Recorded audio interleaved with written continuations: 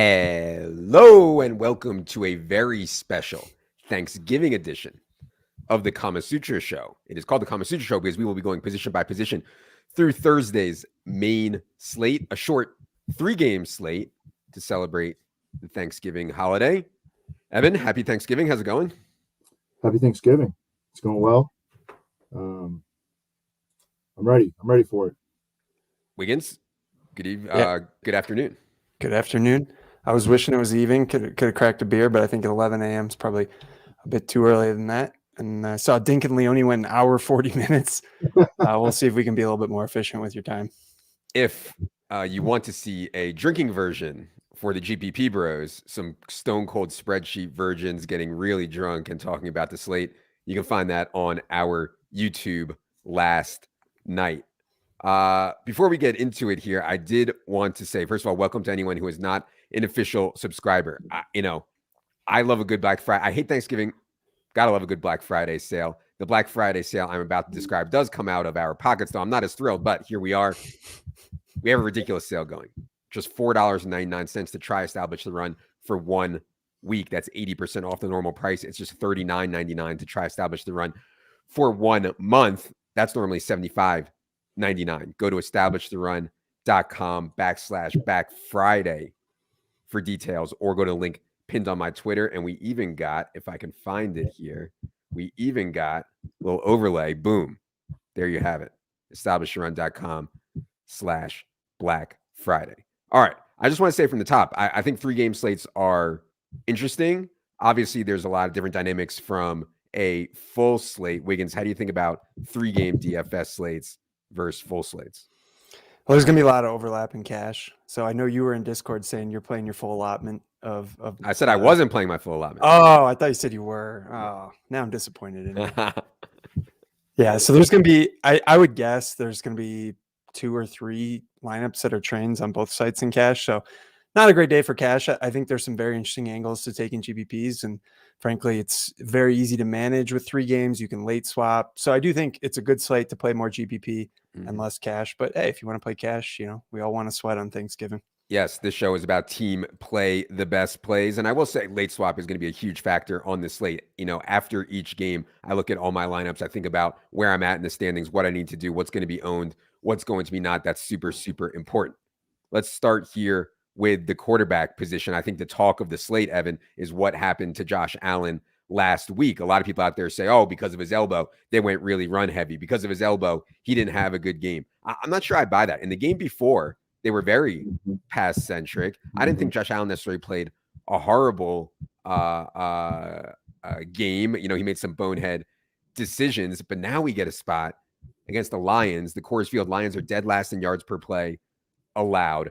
Will they take another extreme run-heavy approach, or at least extreme for them run-heavy approach, I think is a question. Also, we have not seen hardly any designed runs for Josh Allen the last 2 weeks since the elbow injury. Evan, I'm curious what you think about all of this, and how do you look at Josh Allen here on the Thanksgiving slate? I just think it was a 1-week blip, and I think that Josh Allen's going to crush it. I thought he played really well in the game before last. They remained pass heavy in that game. I think it was just specific to that game, and I think that Josh Allen is going to absolutely crush it against the Lions, who are going to be without Jeff Okudah, probably their best defensive player, and obviously a critical component of their pass defense. So, no, I think Josh Allen's going to go buck wild. So one thing about when you play the Lions, I think will be able, or at least have a chance to move the football against the Bills. And what happens is it creates situations where their defense is so bad, their offense can at least keep it close and maintain striking distance. And so in those scenarios, you get huge Josh Allen games. I think from a pricing perspective, Wiggins, because DraftKings dropped Josh Allen's price down to $8K, and also perhaps more importantly, slashed a lot of wide receiver prices. You can fit Josh Allen pretty comfortably. I think the only other consideration for me, at least, would be Dak on this slate in terms of cash. But I think it's pretty easy to get to Josh Allen, and it'd be really hard pressed for me not to play Josh Allen here. I don't think Goff or Dimes or Cousins is necessary or an option. How do you see Josh Allen fitting on either site? Yeah, I mean, it's really a 1 quarterback slate in cash, and it's Josh Allen. if you wanted to tell yourself a story that there were two quarterbacks in play, I think Dak would be the second guy. I'm not seeing it for cash. I do think you could spin a story for GPPs. You know, the concern I would have, back to what you guys were just talking about, is they got way ahead and then they ran the ball way more in the second half. So this is absolutely a spot. I think they're 10-point favorites or somewhere in that ballpark. They could get a huge lead, and I would not be surprised at all if they took the pedal off the gas a little bit in the second half and ran the ball. And this is a team where the reason why Josh Allen is so valuable is because they usually don't take their foot off the pedal. They're throwing, being aggressive late in the games. Right. So that doesn't really apply to cash games. But when you're looking at tournaments, I think you can find a way to convince yourself to play some other guys.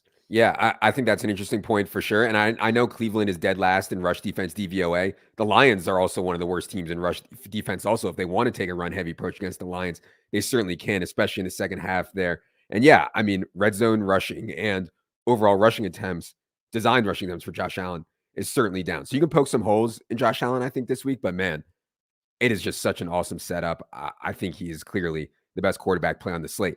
The second best quarterback play on the slate for me is Dak Prescott. Evan and I talked on Tuesday about how efficient Dak Prescott has been. You give him a full set of weapons. Lamb, Gallup, Pollard has been unleashed. Schultz, Noah Brown, everybody's out there. They can be really, really efficient. Evan, how do you think Dak matches up here against the Giants? Yeah, so I think that there is a tier. Let's just talk about the quarterbacks in terms of tiers. I think Josh Allen is in his own tier, and then I think that Dak is really in his own tier in terms of the 6 quarterbacks playing on the Thanksgiving slate. Yep. Agreed. And I think we've seen Dak look really healthy lately, and I think he has some rushing ability and rushing equity in this spot also. Dak getting 20 to 25. If Josh Allen stays between 25 and 30, you save 1,800 to the Dak stuff. And I at least think that is interesting. I think my next favorite quarterback would probably be Cousins. I know that we have Goff projected slightly better, price adjusted, but I just think Cousins has a little bit of a higher ceiling. If somehow this can turn into a back and forth game. Now, can it turn into a back and forth game is another question. Mac Jones has been arguably the worst quarterback in the entire NFL this season. Evan, do you see a ceiling on Kirk Cousins in this spot home against the Patriots?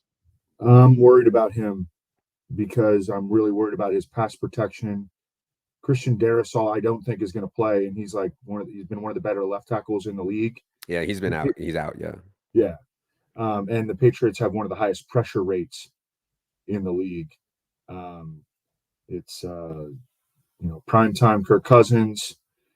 I don't think he's played particularly well this year. I think he's been okay. But I'm worried about him taking a bunch of sacks. I mean, I think that this is a spot where, I like the Patriots defense. Okay. Yeah, and that's totally fair. I don't think we can play Mac Jones, really. And I think the Giants are going to have a really, really, really run-heavy attack here. I mean, the Cowboys are such a run funnel. I say all this to say that if you're not playing Josh Allen or Dak, it's going to get... It's dimes, right? It's going to get really thin. And the thing on dimes, to me, the pass catching situation just keeps getting worse, right? Now he doesn't have Wan'Dale. Obviously, Galladay gives them nothing. I mean, he's relying on Slayton and Isaiah Hodgins and Richie James maybe and Lawrence Cager. And so you need 80 to 100 yards rushing and you need a touchdown rushing here, I think, for dimes to get there. Maybe you have a different take, Evan. Without Evan Neal, I just can't see Daniel Jones being effective throwing the ball whatsoever. I mean, I agree with that. But I would rather play Daniel Jones than Kirk Cousins. Okay. Yeah, I would go Cousins there, but I hear you. I hear you. If Daniel Jones at least has an ability to run for 100 yards in this game and run for touchdowns. So, yeah. 100 yards. At least he's done it. He can do it. I mean, he's going to have to do that. I'm telling you, Evan, because he's not going to throw for more than No, I agree. But 100 yards, dude. See, the thing is, man, it's really hard to compete with Allen here and Dak if you're Daniel Jones without rushing for 100 yards. So it's a problem. Wiggins, any tournament takes for you beyond the Allen and Dak stuff? If you had to play one of the other 4 here, who would it be? I think it's pretty easily Jared Goff. And interesting, if you look at the DK ceiling we have on Goff, it's the same as Kirk Cousins. So you're getting that lower ownership, cheaper price, not a whole lot cheaper, but enough, $400. And I just have a hard time seeing that Minnesota New England game really having a lot of back and forth. So you just hope that Goff can keep that game competitive. You're getting the big savings at quarterback. You basically know what pass catchers to play. Like it just makes more sense to me where, man, I don't know. Maybe it's just scarred from watching Cousins. How many times did he get sacked last week? I know it was the Cowboys, 7. but He took 7 7 times sacks on 30 dropbacks. yeah.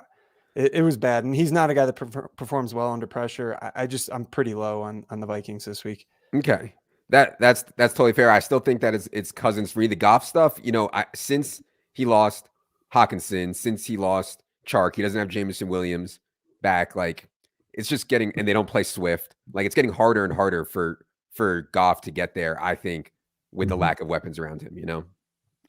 I have a Swift take, but I'll save that for running back. Okay. Yeah. I know Evan's mic doesn't sound good. He is traveling at his parents' house. Doesn't have the normal tech lord setup. But Evan, if you can confirm that you are make sure your Yeti's connected. I feel like it should sound I mean, better. I haven't done anything. Just go into the settings and check and see what mic it's using. Okay. Yeah. So yeah, I think you can poke. The problem is you can poke holes in all these guys. For me, it's gonna be yo. Is this better? Yes, we got you now. Okay, look at that. Oh, nice. You're tech lording. He's back. I'm getting like really good at this. You're getting really good. I told Evan yesterday he's going to quit ETR and become an IT pro. He's going to be a Best Buy Geek Squad.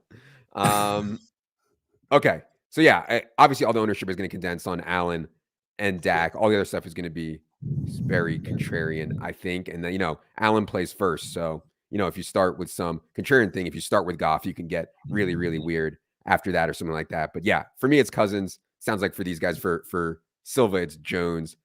For Wiggins, it's Goff. And all of us, I think Josh Allen is very clearly the best play. And Josh Allen, I think, is the no-brainer cash play for me. Yeah. Before we move on, what do you think the Josh Allen ownership in small field is going to be? We have it at 40%. It's obviously going to be higher in small field stuff. I mean, are we looking at 60 or 70% or? The first number that came to my head was 65. Okay. That's really high. Yeah. So for like tournaments that are high stakes, say 100, 200 plus in small field, 1,000 people are under, I think Josh Allen could get towards 65% on this slate for sure. And I actually think deservedly so, but yeah. Okay. Yeah. I would like to say he can't fail, but because he really normally doesn't, but we saw him score 12 points last week. So yeah, I don't know. It's tough. Yeah. I mean, full disclosure, like I'm not going to play any quarterbacks except for Josh Allen or Dak Prescott. So right. It's going to be super, and nobody is. That's the thing. I mean, Right. It's going to be super messy. One thing you can do if you want to play Dak is see how Josh Allen does at 1. If Josh Allen, fails, then you have some serious equity on Dak, and if he does well, you might have to get off Dak for something like Cousins or Goff. Let's just talk about that real briefly. The value of getting information early, it's worth a lot. And Dink talks about this on Established Million. If you play some more your off the board plays early, like maybe Goff or DJ Chark or stuff like that, and they do well, then you can go straight chalk after that and feel good about it. And if they fail, you got to get weird. So there is a lot of value in figuring out some things with the first game, particularly since it's going to be the heaviest owned game of the slate. By the way, I just wanted to point out the team totals I think are somewhat overrated in the DFS community, but this is stark. Bills 32 team total, Cowboys 27.5, and then all the way down to Lions 22.5, Vikings 22.5, Patriots 20, and Giants 18. I mean, 18 team total in today's NFL is so low. Just wanted to put that out there as we move to running back because I think it comes to the Saquon conversation. Saquon has not been as explosive as he's normally been lately. Opportunity has been there. Role has been awesome. He hasn't broken big plays. And the way that Saquon runs, he needs to make big plays. He needs 50-yard runs. He needs 30-yard catches in order to smash. Dallas, to me, is a run funnel. I mean, I don't see any way Daniel Jones with these weapons is going to be able to throw the football at all. If I am the Giants, I'm trying to run the ball on like every single play. Can they be effective running the ball? I don't know. Short week for Saquon. They got him some rest last week, which buried me in cash as Matt Breida got the late garbage time touchdown. But anyways, Evan, what do you think about Saquon and his chances of having ceiling games here against what I think is a run funnel of Dallas? Yeah, they are a little bit of a run funnel. I mean, I agree with you that that's going to be the game plan. Whether they're able to execute it, they got to play containment style defense, make sure that they don't fall behind big time like they did last week. I think it's going to be tough for a ceiling game from Saquon, but they're going to try to get him the ball as much as they possibly can. And it's been like the last 3 games, he just hasn't been as efficient. I think it's just a 3-game, 3 games out of, the 10 or whatever that they've played. And he looked good in the other ones. And just we know that the game plan is going to be favorable in terms of Saquon. That's what we can hang our hat on. For sure. And I'm not overly interested in Saquon in this spot. I think the Giants could go down there and just completely fall on their face against this defense. Yeah. But one thing I will say is that I think on ownership, especially in small field, I think Saquon is going to come down and Pollard and Singletary are going to come up in small field. I was going to say, I think that Saquon might not be like particularly highly owned. In smaller field, I think Saquon could get down into the teens or the 20s, in the low 20s, for sure. Even in the larger stuff, though, because if you're running optimizers, he's not coming into them. So I think he's going to be very low owned, given relative to his ceiling. I think he's probably one of the better GPP plays. People are going to look at his recent game. He did have a good game 2 weeks ago, but he's been a little bit. He hasn't been as good as early in the season, as Adam noted, and he just hasn't been hitting long runs. Right. But people understand Dallas is a good defense on the road, low total, and he's just really expensive, relatively speaking, for the slate. So okay. I think the best running back play is going to be Ramondre, just price adjusted. And obviously, like, I have some concerns about how well Damian Harris played last week. I have some concerns that Damian Harris is going to take more, but man, I mean, it was massive edge in underlying usage for Ramondre over Damian last week, and that's going to flow through to projections pretty strongly. Evan, in this specific spot against Minnesota, you're a road team, you're a 2.5-point dog. How do you think Ramondre matches up? How much interest do you have in Damian Harris? I'm very interested in Damian Harris. First of all, as we mentioned on the team by team, like Damian Harris ran really well last week. He definitely could have earned more playing time. And it's a short week. And, sometimes these teams, they mix it up a little bit, especially at the running back position on a short week. Damian Harris I feel like people, I don't know, where do we have him projected for ownership? We have like nothing, but I think that's going to come up. We have like 3%, but yeah. Okay. Yeah. I mean, I think he's just an awesome GPP play. He's got a history of, them giving him the ball in scoring position. And I think that his workload could absolutely come up based on how well he played, based on the fact that it is a short week. Ramondre Stevenson, I think, is real safe. I think that Damian Harris could be like, a difference maker on the Thanksgiving slate. Ramondre is going to be completely jammed in by Opto's Wiggins. Every Opto bro is going to get Ramondre Stevenson, and no Opto bros are going to get Damian Harris. I do think Damian Harris is really interesting for tournaments. For cash, though, it's hard to get away from Ramondre just from a pricing and usage standpoint. I don't know. It would be a really ballsy fade to go for a Ramondre fade in cash, but I like Evan's take of kind of a fade in tournaments. We have 48.8%. And also, think about the complexion of the backfield right now. They just cut JJ Taylor. Somebody in chat was asking about JJ Taylor. He's not on the roster anymore. So you look at the backfield, it's Harris, Stevenson, Pierre Strong, who has not, he's a special teamer, just straight special teamer. So it's a 2-man backfield, and we've talked about this, it's really hard to justify 3-man backfields, investing in 3-man backfields. But when you cut it down to 2, and then, what if Stevenson gets banged up in the game or something like that? And then Harris could explode. It's a 2-man backfield now, and we can use both of these guys, I think, with a level of confidence. Do you think if the Patriots had a big lead that would favor Harris getting more touches? Yeah, quite possibly. Yeah. It's hard for me to see them getting a big lead there. I don't think I think Minnesota will snap back and play a pretty good game here against the Patriots. They got humiliated. They were pretty fraudulent. I agree. Yeah. But New England, New England's not great either. Yeah. Okay. The other interesting stuff is how much James Cook played last week. Devin Singletary has had a pretty good role as we saw them go more run heavy. I think one thing about playing Josh Allen with Devin Singletary is that Josh Allen will throw it to Devin Singletary. Devin Singletary is fine in the pass game, but it also gives you some level of protection in case they do go run heavy again. In that case, I think Devin Singletary would have a really good game. I mean, it's not like the Lions have a strong rush defense either. For tournaments, you did see James Cook mix in a bunch more last week for 11 carries. I think that's at least worth mentioning. But Evan, what do you think about Singletary and James Cook here? I always have a problem with this backfield. I just don't trust any members of it. You know, Nyheim Hines is still there, although I think he only played 2 offensive snaps last week. Barely has played, yeah. Yeah. I mean, but I don't know. You know, all of a sudden he could pop up for 12. You know, I have a thing against this backfield. I never touch anybody from this backfield. Sometimes that costs me, but most of the time it does not cost me. So from a structural perspective on this slate, the way to get Diggs, Lamb, other receivers that you want, Amon-Ra, the other receivers that you want is to play Singletary at 5,700. I'm not saying that that's what you have to do, but if you want to play the wide receivers, you can do some things. But if you play Allen with those wide receivers, it's hard to get up at running back past Singletary. I think Singletary is fine. And like I said, I think it gives you some level of comfort in the Allen teams where they can work together and you get all the touchdowns, hopefully, in that setup. I don't think this is where Nyheim Hines gets his breakout. I mean, on a short week, I would be surprised if it's like, we've only had 2 days of practice or 1 day of practice. Let's get Nyheim Hines going here. That would surprise me. So the James Cook stuff for tournaments, I think, is okay. Wiggins, what do you think about Singletary here? He is going to be very popular. Yeah, Leone Flag planted James Cook, so I do think he's an interesting tournament play. But I mean, I've been pretty encouraged with the Singletary usage the last couple of weeks, and then you've got the added questions around will they run it a little bit more with Josh Allen's elbow on a short week? Maybe, I don't know. I wish Singletary was a little bit cheaper. You know, he's up to 6'9" on FanDuel, which seems pretty expensive for.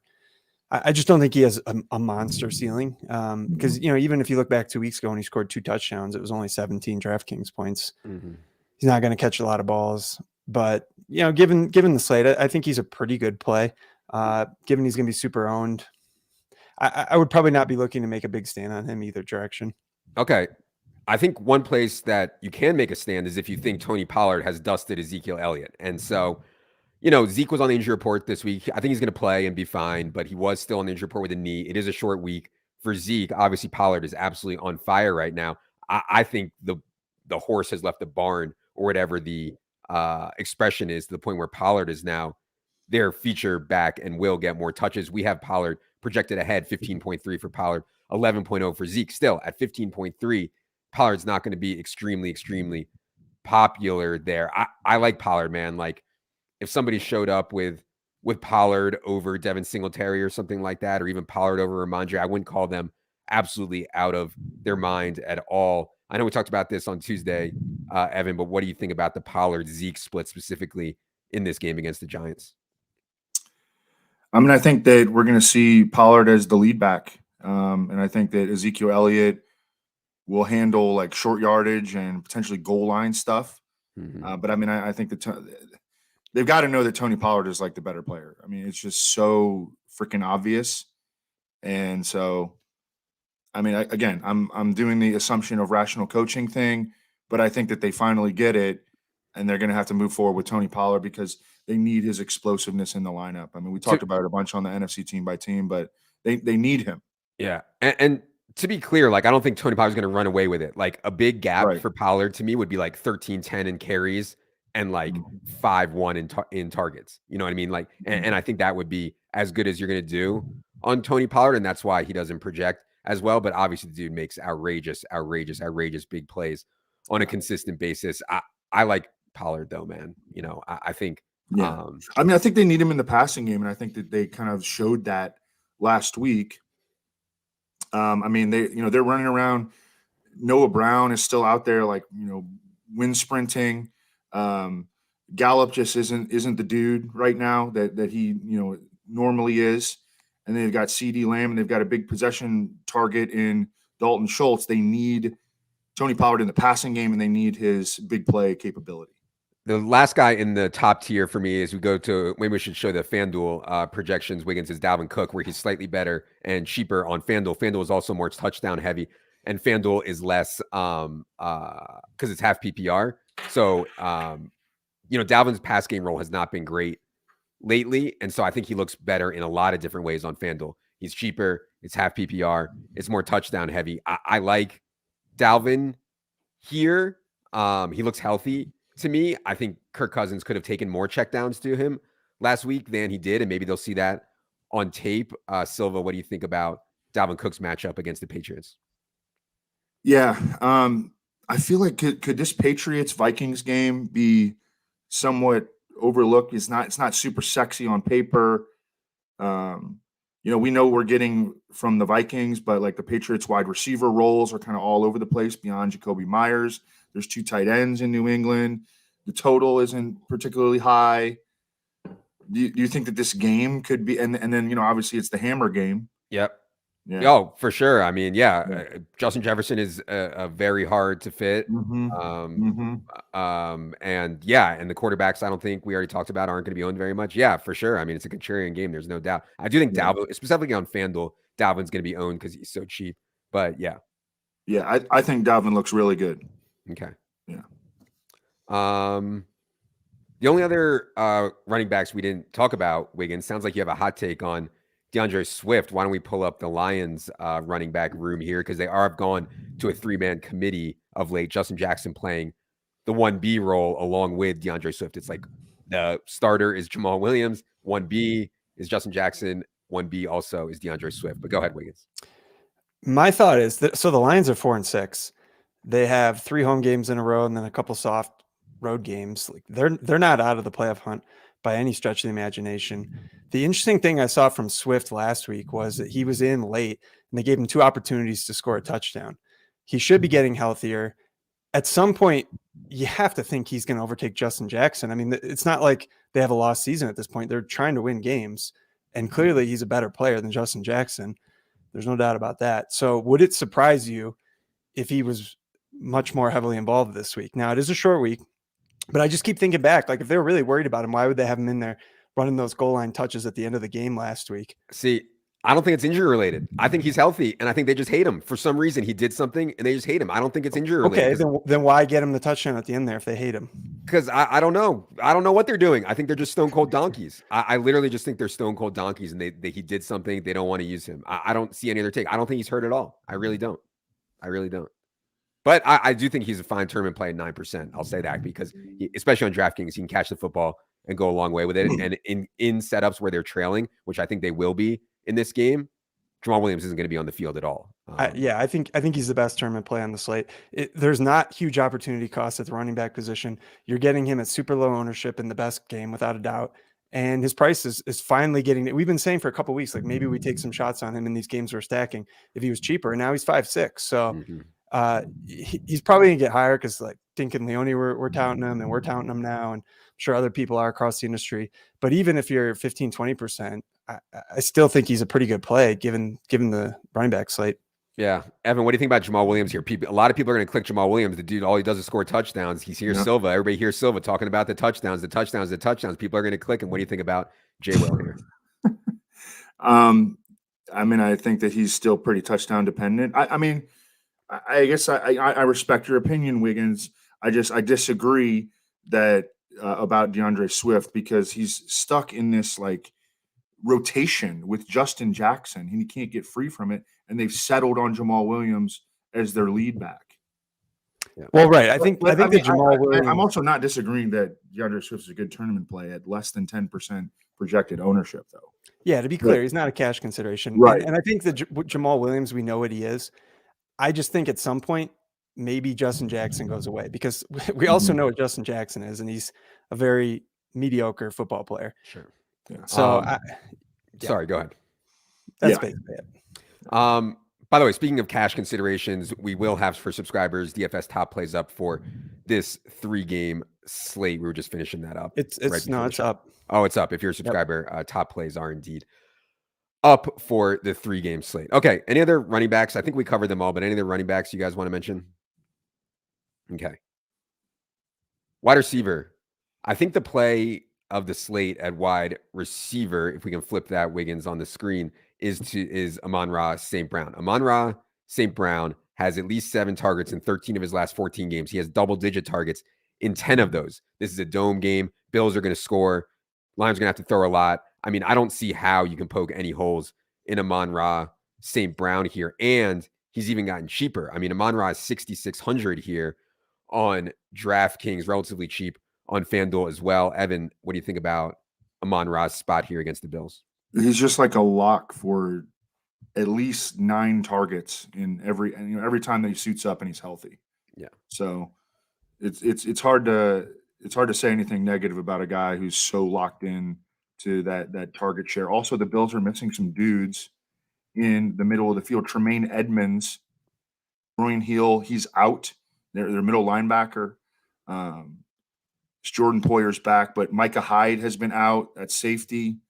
So the matchup isn't great, but it's not like scary either. I don't think. I mean, I think that Amon-Ra St. Brown's going to just do what he usually does, between 9 and 13 targets. Yeah, and so Amon-Ra in cash, I think is almost a lock for me. At least I think you can start to play around a bit with the Steph Diggs stuff, and I think one of the decisions of the slate, Wiggins, is do you play Steph Diggs or not? He's only 900 more than CeeDee Lamb. That was kind of the way I felt on the main slate last week. I was just like, Lamb and Diggs were close. I thought they were both fine, good plays. I certainly prefer Steph Diggs to CeeDee Lamb. I think he's a bigger part of his team's offense and a more pass-centric offense. So for 900, I prefer Diggs over Lamb. I think reasonable people can disagree, though. Wiggins, what do you think about playing Steph Diggs here? Yeah, it was a little tighter last week. I think it was 700, and I felt very strongly that you want to have Steph Diggs over Lamb in that situation. What you're looking at now is, you draw. It's like a 2v2 of maybe Diggs and Adam Thielen versus Lamb and Gabe Davis, and I think Gabe Davis is a phenomenal play on DraftKings. So you have to give up a decent amount to get up to Diggs, or you could drop down from a playable defense in the Vikings to something like the Giants. It's pretty crappy.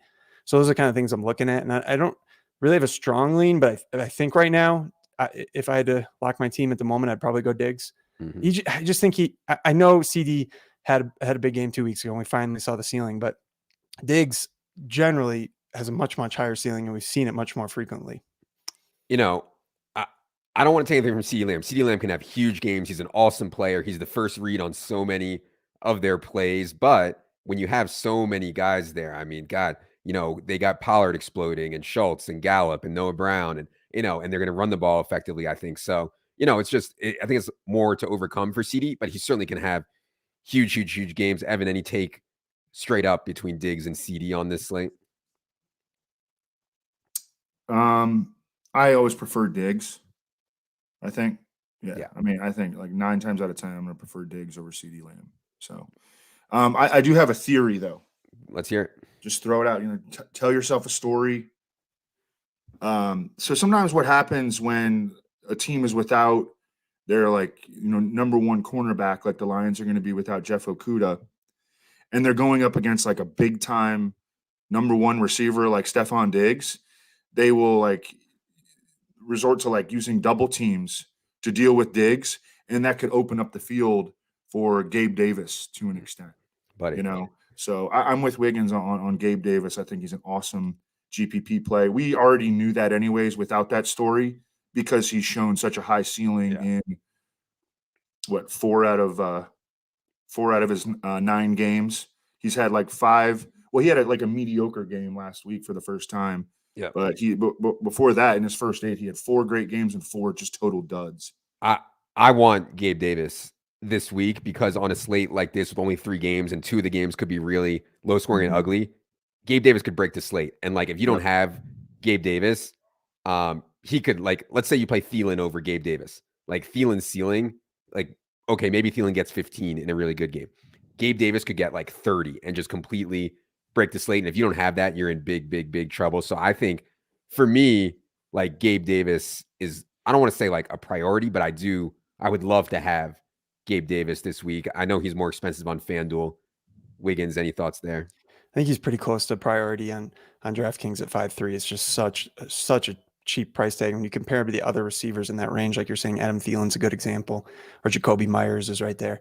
Yeah, it's just if he goes for 30, you're in big, big trouble. I think it's a much more difficult conversation on FanDuel where he's 7.2, pretty fairly priced. Mm-hmm. Same thing applies with the ceiling. I still think I probably want to have him in my lineup, but it's definitely harder over there. So he's certainly not a priority on FanDuel, but he's a strong play just based on what he's capable of doing. Yeah, and on FanDuel you can save money, and you see there with Thielen or Gallup, those are major price discounts off of Gabe Davis, whereas on DraftKings they're much, much, much closer together. Well, here let me ask you this about FanDuel, because a similar play, if you're looking at flexing is Singletary. So how would you compare Singletary 6'9", Gabe Davis is 7'2", projected pretty close, I think, in total points? Like, who would be your preferred play there? Yeah, for cash, I normally lean towards the running back on FanDuel because it's so touchdown heavy, and so I would probably go Devin in cash and Gabe in tournaments would be for me. Evan is a noted Singletary hater, so I think we know his answer there. Yeah. In terms of other wide receivers that I think are at least in play, if you wanted to save money, Evan, I'm curious what you think about this one. If you wanted to save money, I think it would be Khalif Raymond. I don't feel great about Richie James' health. Isaiah McKenzie, the Bills' role wasn't great last week, so I think that the best punt on DraftKings is Khalif Raymond, but man, he's just like not that great at football. I don't think it's that great of a spot for him. What do you think about Khalif, and how would you compare him to like Richie James and McKenzie types? Yeah. When I wrote this game up, I had more optimism than I do now regarding Khalif Raymond, because it looks like they could get back Josh Reynolds. And all of a sudden, and I know DJ Chark really didn't play very much last week, but they could ramp him up. Amon-Ra is obviously locked in. I guess they like Tom Kennedy. Just all of a sudden there's a lot of guys there in the mix. I'll like Khalif Raymond a lot more if Josh Reynolds is inactive. And we'll know that one early.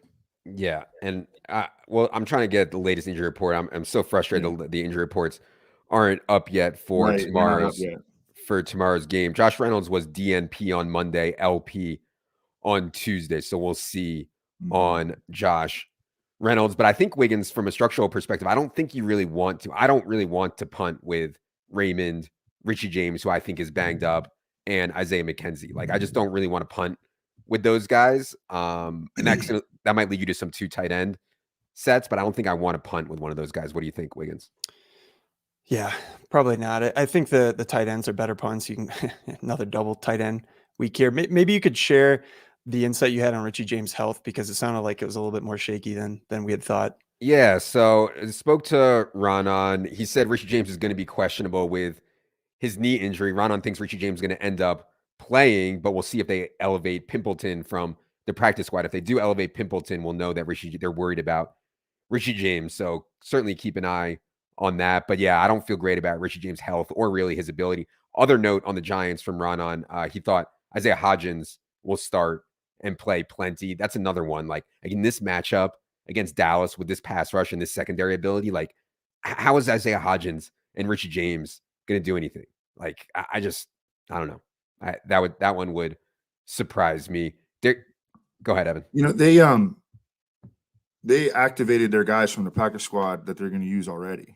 So I don't think that Pimpleton is going to get activated because he hasn't been activated yet.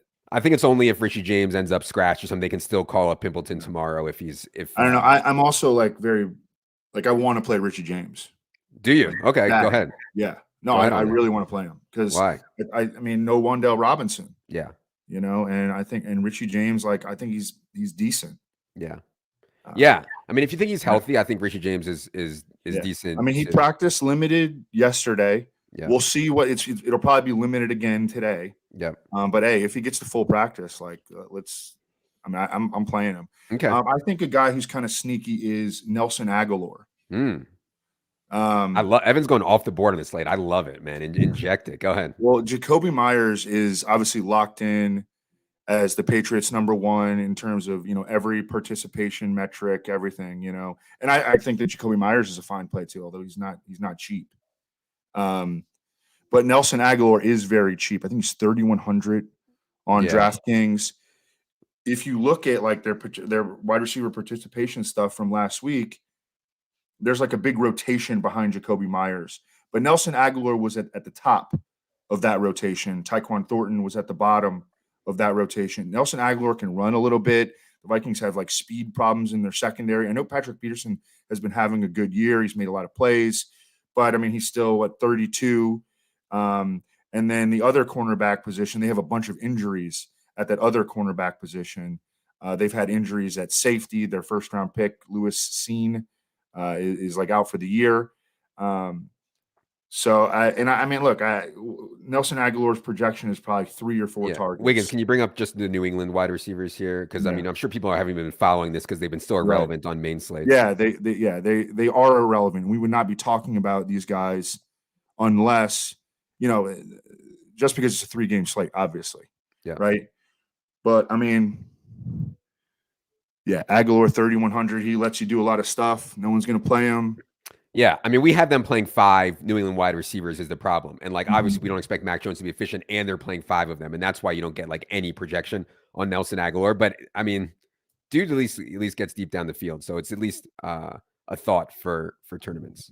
Other kind of in the mix, I would mention Jacoby Myers. I never played Jacoby Myers. I mean, horrible quarterback play, never scores touchdowns. It's just, I'm not really a Jacoby Myers guy. I certainly prefer Gabe there. So if it was 5,100 Jacoby versus 5,300 Gabe, I'd be finding the 200 there. And especially because I think the Opto Bros are going to play Jacoby Myers just because he always projects well. We should hit on how many bills do you think is too many bills for cash?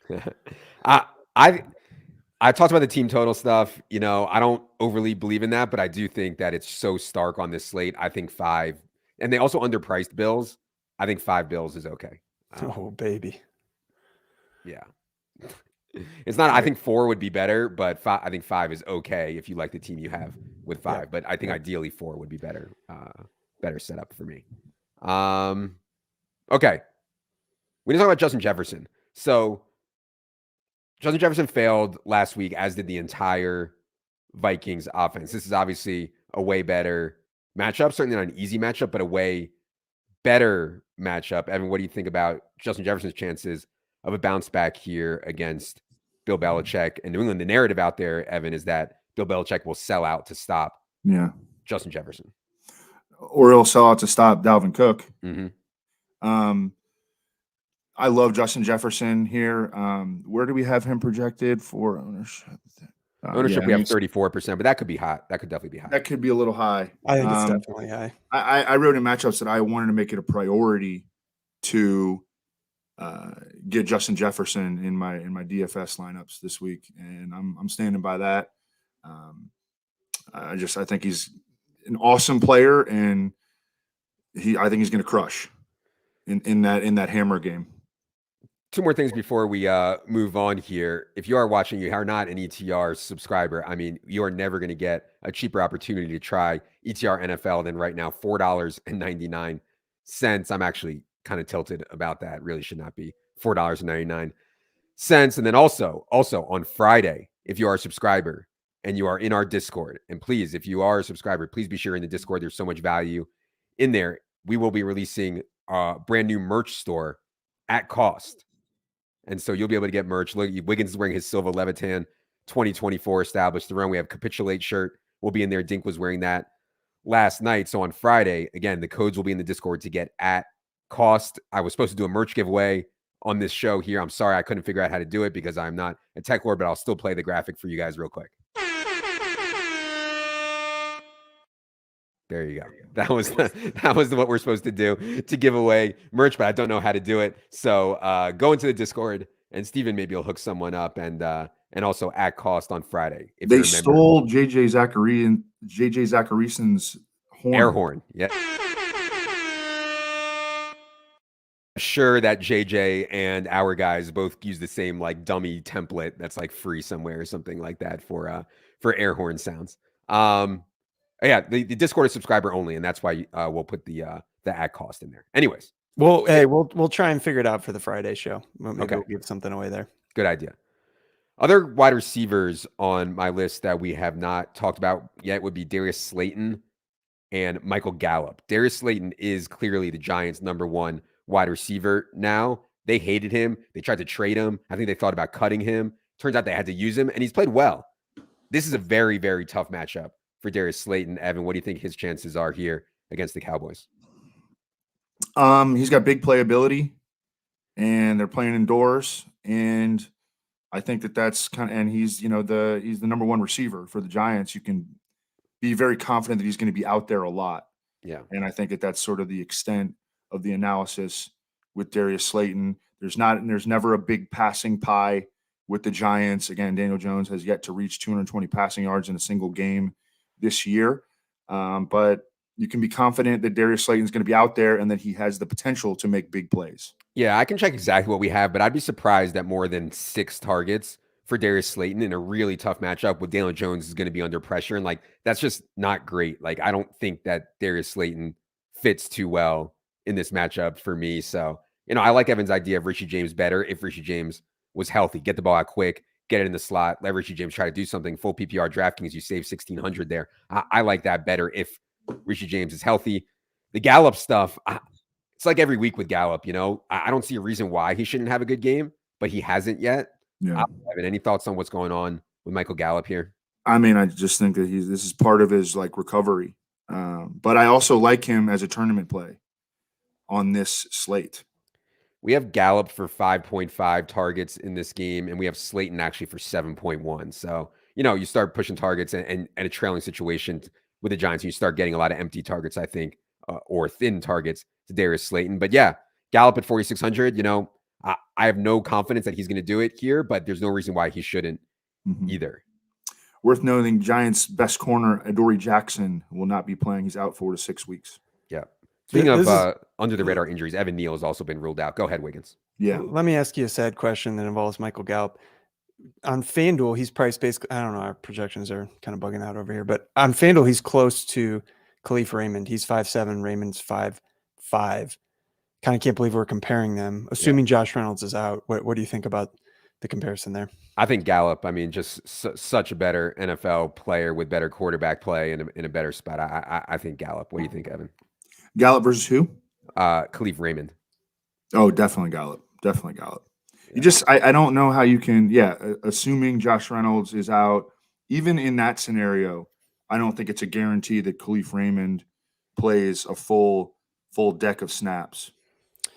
Yeah, I thought our Khalif projection was a little hot, and Leone looked at it and he said he's had a 17% target share on the year, and we've got him for 14.8, I think is what it was. So below what he's done on the season, but I don't know. I'm not super in on Khalif, to be quite frank, particularly on FanDuel. It's just so unlikely he's going to score a touchdown, I think.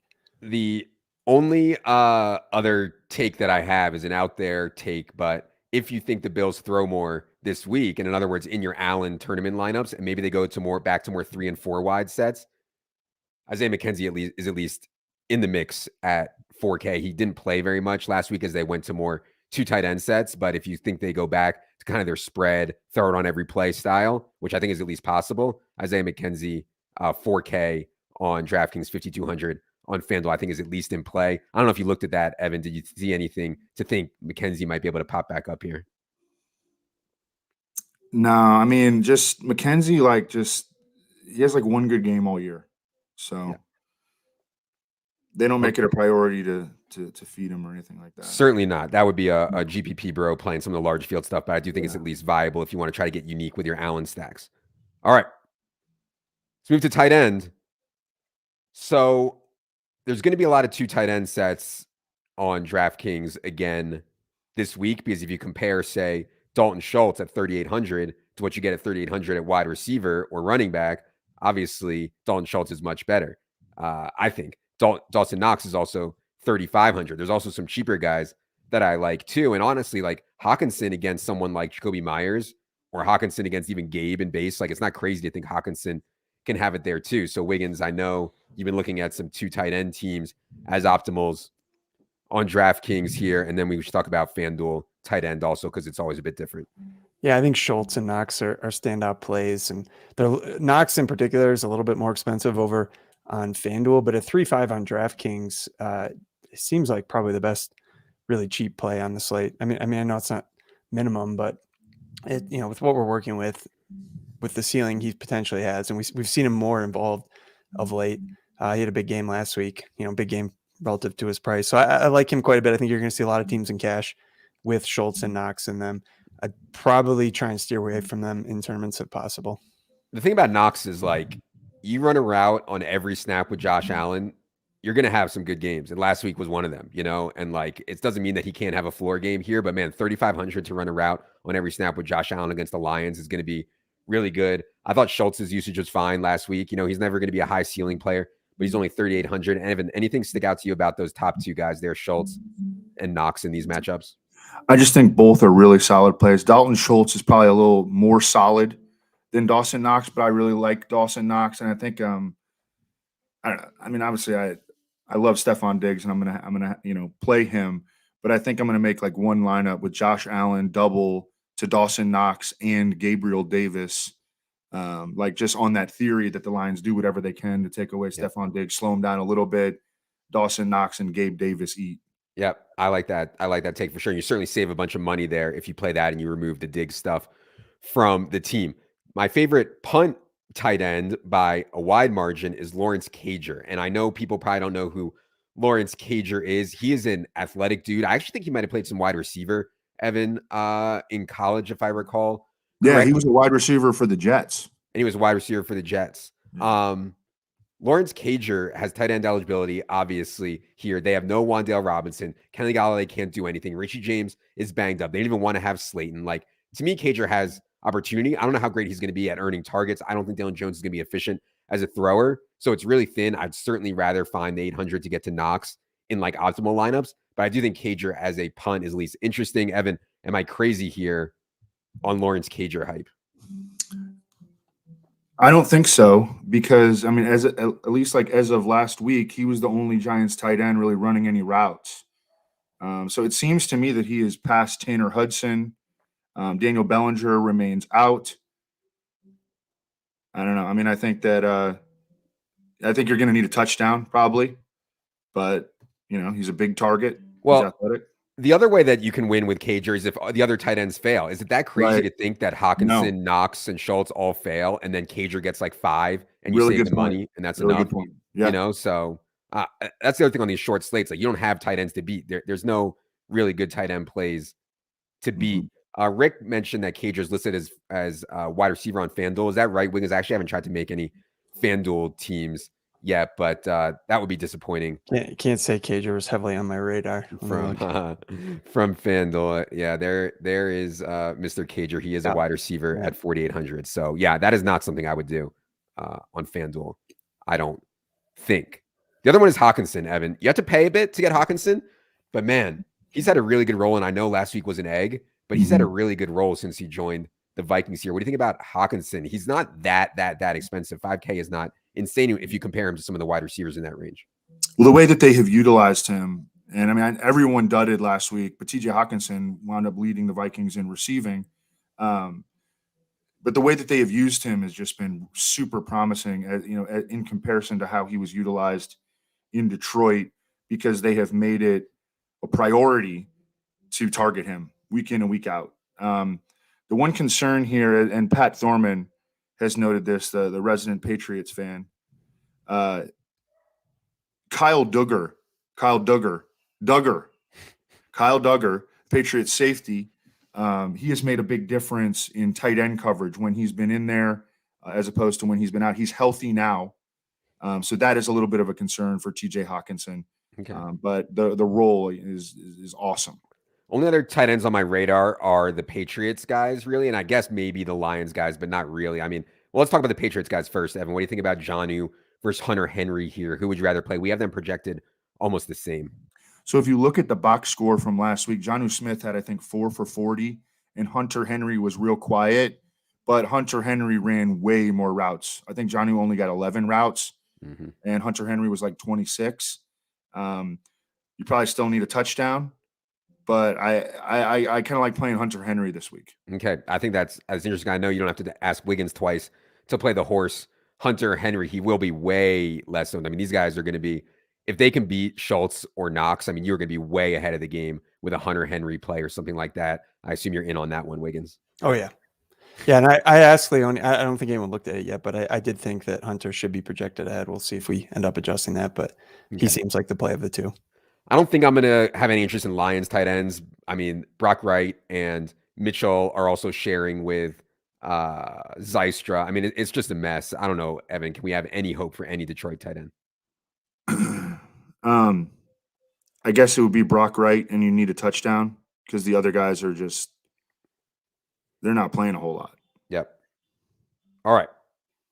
Any other tight ends you guys want to mention? I don't think there are even any on the slate. Okay. Let's go to defense. And on these short slates, defense, I mean, means a ton. You want to be sure you get defense right. I think the optimal defense, we weren't worried about ownership or price or anything. For me, I think Dallas would be the best. Like, I mean, Daniel Jones is going to be mistake prone. They have the league's best pass rush. There's no Evan Neal. Cowboys are an awesome play if you have the money. If you, from a salary adjusted standpoint, the Vikings look really good. Mac Jones is 34th out of 35 qualifying quarterbacks in sack rate. In other words, percentage of his pass attempts that go for sacks, percentage of dropbacks that go for sacks. He is dead last in interception rate.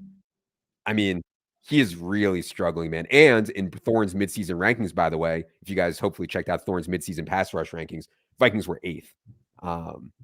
So I like Vikings a lot here as the best mid-range one. Cowboys, if I have all the money in the world. I think kind of that's what the field also thinks, though. So that's certainly not out there at all. Wiggins, what do you think about like Vikings versus Patriots D here? And I do want to get Evan's take on Patriots defense. I think I like the Patriots a little bit more than the projections show, but I don't know whether 0.7 apart. Usually for cash, I'm not going to go against the projections on a close call like that. If you need to make a pivot at some point, I think that's fine. The Cowboys, I mean, talk about differing from the projections a little bit. I like the Cowboys more than the projections show. Yeah. Surprised they're only at 8 points, frankly. They seem like the one that's the most likely to break the slate at the position. So if they're only at 20% ownership, that's pretty low for a 3-game slate. I think they're probably the best tournament play of the bunch. Evan, it sounded like you had a full 3.9 inches for Patriots defense here. Let's hear the Patriots defense take. Yeah, well, I like the Cowboys best, so we're in agreement on that. But I like the Patriots second, and then I think the Vikings third. Yeah. So you'd play the Patriots straight up over the Vikings because they're the same price, basically. Yes, lean yes. How come? Go ahead on Patriots defense. How come? Well, we kind of already discussed it. The Vikings are without their stud left tackle. We saw what happened. They put in Blake Brendel last week and gave up 7 sacks on 30 Kirk Cousins dropbacks. Patriots have a super high pressure rate on the season. So those are kind of the reasons why I like the Patriots. I think the projections do. I'll just throw this out there that they struggle a little bit when people get, if an important player gets injured on the defense, to be able to incorporate that in.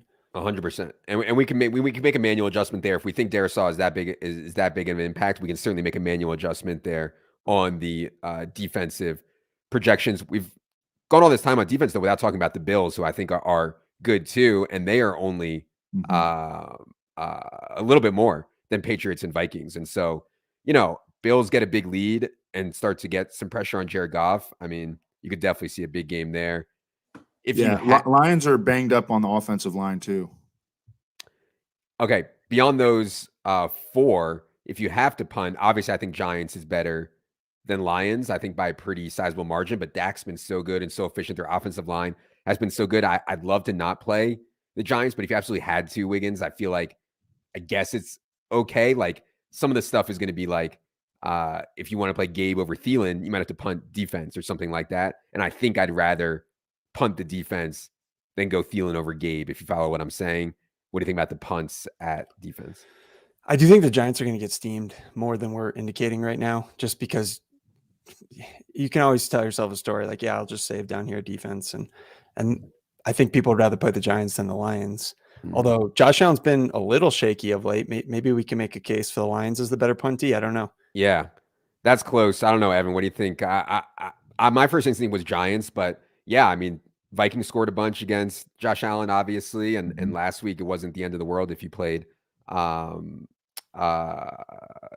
defense against the Jets. Had a good game against the Bills as well. Jets had a really good game against the Bills too. Evan, what do you think about Lions or Giants? Pretty much the same as you guys. You can tell yourself a story and save some money, and who the hell knows what's going to happen in the game. Yeah. All right. That is going to do it for this special Thanksgiving edition, extra show, extra established show, extra Kama Sutra show. Again, if you have not tried ETR yet, this is the cheapest it will ever be. $39.99 to try it for 1 month, $49.99 to try it for 1 week. You will not find it any cheaper. And then if you do sign up and you become a subscriber, and for all subscribers out there, merch at cost Friday. Pay attention to Discord. Steven is taking the lead there. Hopefully we have some merch you guys really like, some really funny merch. No, me and Silva are not running for president in 2024. Don't worry. 4, Silva. 4, Wiggins. For producer Wiggins, I'm Adam. We will see you Friday night for the main slate Kama Sutra show.